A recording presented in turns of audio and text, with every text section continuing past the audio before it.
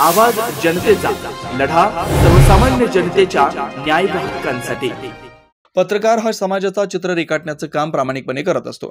प्रशासनाच्या कामकाजात चुका झाल्यास त्या बदलण्याची संधी पत्रकाराच्या बातमीमुळे मिळते, असं प्रतिपादन देवळाली प्रवरा नगर परिषदेचे मुख्य अधिकारी विकास नवाळे यांनी केले। आज 6 जानेवारी रोजी सायंकाळी 4 वाजता देवळाली प्रवरा नगर परिषदेच्या तिने डॉक्टर बाबासाहेब आंबेडकर सभागृहात राहुरी तालुक्यातील पत्रकार बांधवांचा पत्रकार दिनानिमित्त सन्मान सोहळा पार पडला। प्रसंगी मुख्याधिकारी नवाळे बोलत होते। प्रारंभी आचार्य बाळशास्त्री जांभेकर यांच्या प्रतिमेचं पूजन मुख्याधिकारी नवाळे व पत्रकार बांधवांच्या हस्ते संपन्न झालं। त्यानंतर सर्व पत्रकार बांधवांचा मुख्याधिकारी नवाळे यांच्या हस्ते सन्मान सोहळा पार पडला। पुढे बोलताना मुख्याधिकारी नवाळे म्हणाले की मी गेल्या 8 ते 9 महिन्यापासून देवळाली प्रवरा नगर परिषदेचा मुख्य अधिकारी म्हणून कारभार बघत असून एक चांगल्या प्रकारचं कामकाज येथील पत्रकार बांधवांकडून सुरू असून नेहमीच सहकार्याची भावना व वस्तुनिष्ठ बातम्या हेही येथील पत्रकारांची खासियत आहे।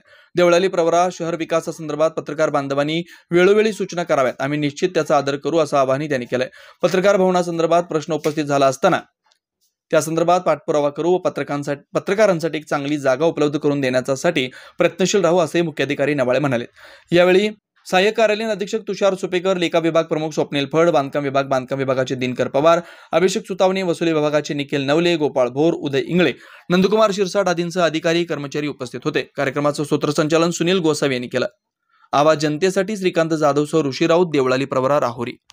नवनवीन घडामोडी आणि सत्य बातमी पाहण्यासाठी आजच आमच्या YouTube चॅनलला सबस्क्राइब करा, शेअर करा आणि लाईक नक्की करा।